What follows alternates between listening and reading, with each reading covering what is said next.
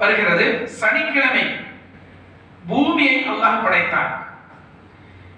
ஞாயிற்றுக்கிழமை மலைகளை அல்லாஹு தஆலா படைத்தான். திங்கள் மரங்களை அல்லாஹு தஆலா படைத்தான்.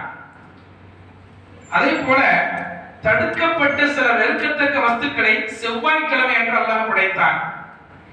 புதன்கிழமை அல்லாஹ் ஒளியை படைத்தான்.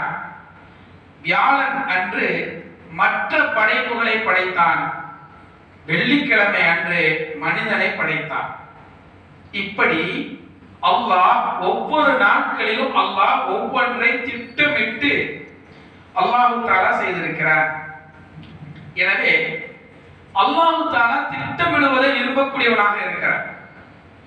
அண்ணலம் பெருமானார் ஸல்லல்லாஹு அலைஹி வஸல்லம் சொன்னாங்க, திட்டமிட்டு செய்வது என்பது வாழ்க்கையில் பாதி சொன்னாங்க. எந்த ஒரு